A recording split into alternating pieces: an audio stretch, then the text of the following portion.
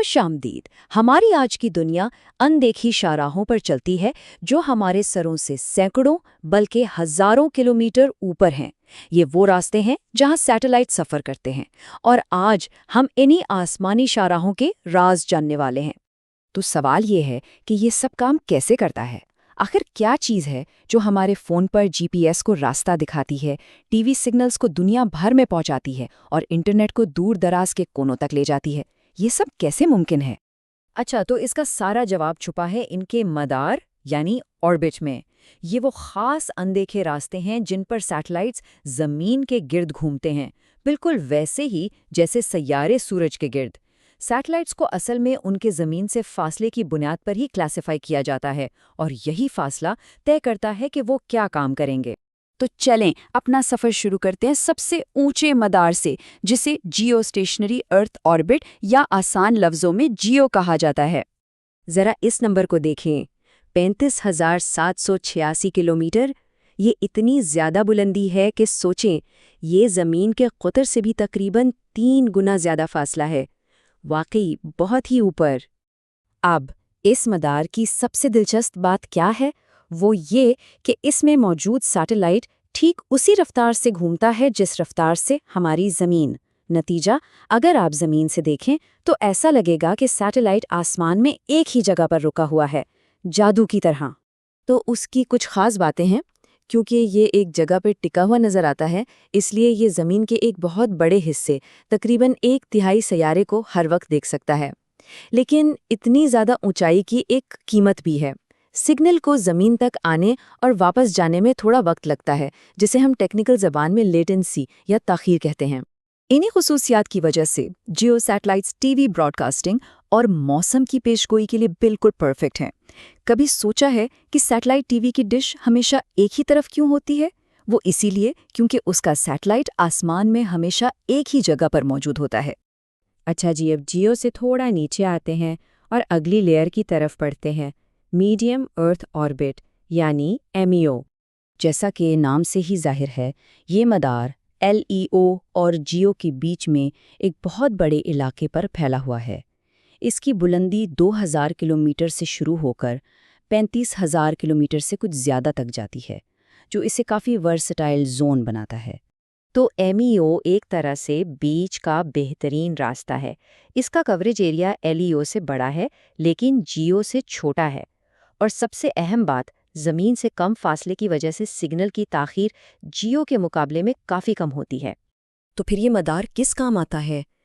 ये उन navigation systems का घर है जिन पर हम सब रोज़ भरोसा करते हैं। जी हाँ, हमारे फ़ोन का जीपीएस हो या दूसरे आलमी नेविगेशन सिस्टम्स जैसे ग्लोनास और गैलीलियो, इन सब के सैटेलाइट्स इसी मियो मदार में घूमते हैं। और अब हम पहुंच गए हैं आखिरी और ज़मीन के सबसे करीबी मदार पर। तो खुशामदीद लो अर्थ ऑर्बिट यानी लियो की तेज़ रफ्तार दुनिया में। ये सैटेलाइट ज़मीन के बहुत ही करीब, सिर्फ 500 से 2000 किलोमीटर की बुलंदी पर घूमते हैं। ये इतना करीब है कि इंटरनेशनल स्पेस स्टेशन भी इसी मदार में रहता है। अब इतने करीब होने का मतलब है कि उन्हें ज़मीन की कशिश-ए-सकल में गिरने से बचने के लिए बहुत बहुत तेज़ रफ्तारी से चलना पड़ता है। वाकई बहुत तेज़। यहाँ ये फ़र्क बिल्कुल साफ नज़र आता है। जहाँ एक जियो सैटेलाइट को ज़मीन का एक चक्कर लगाने में पूरे 24 घंटे लगते हैं, वहीं एक लियो सैटेलाइट सिर्फ 90 मिनट में यानी 1.5 घंटे में अपना चक्कर मुकम्मल कर लेता है। रफ्तार का ये फ़र्क हैरान कुन है। अच्छा, करीब और तेज़ होने के कुछ फ़ायदे और कुछ चैलेंजेस हैं। हर सैटेलाइट का कवरेज एरिया काफ़ी छोटा होता है, लेकिन सबसे बड़ा फ़ायदा ये है कि सिग्नल की ताख़ीर ना होने के बराबर है और मुसलसल कवरेज के लिए आपको सैकड़ों या हज़ारों सैटेलाइट्स का एक पूरा झुरमुट यानी कॉन्स्टलेशन बनाना पड़ता है, जो एक टीम की तरह मिलकर काम करते हैं। और यही कम ताख़ीर इसे आजकल की टेक्नोलॉजी के लिए बेहतरीन बनाती है। स्टारलिंक जैसी तेज़ रफ्तार सैटेलाइट इंटरनेट सर्विसेज, जो गेमिंग और वीडियो कॉल्स के लिए भी अच्छी हैं, और ज़मीन का मुशाहिदा करने वाले सैटेलाइट्स सब इसी एलईओ मदार का इस्तेमाल करते हैं। ठीक है, तो अब तक हमने जो कुछ इन तीनों मदारों के बारे में सीखा है, आइए इसका एक सीधा साधा खुलासा करते हैं। ये टेबल सब कुछ एक नज़र में बता रहा है। سب سے اوپر ہے جیو، 35,000 کلومیٹر سے زیادہ کی بلندی، بہت بڑا کوریج لیکن سگنل میں تاخیر زیادہ، جو اسے ٹی وی اور موسم کے لیے بہترین بناتا ہے۔ بیچ میں ہے ایم ای او، جو جی پی ایس جیسی نیویگیشن کے لیے ایک بیلنسڈ آپشن ہے۔ اور سب سے نیچے ہے ایل ای او، جہاں رفتار سب کچھ ہے۔ یہاں تاخیر بہت کم ہے، جو اسے اسٹار لنک جیسے تیز رفتار انٹرنیٹ کے لیے آئیڈیل بناتی ہے، لیکن اس کے لیے بہت سارے سیٹلائٹس کی ضرورت پڑتی ہے۔ تو اس سب کا مطلب کیا نکلا؟ سادہ الفاظ میں، ہر کام کے لیے ایک صحیح مدار ہوتا ہے؟ یہ ساری کہانی بلندی، کوریج اور رفتار کے درمیان ایک ٹریڈ آف کی ہے۔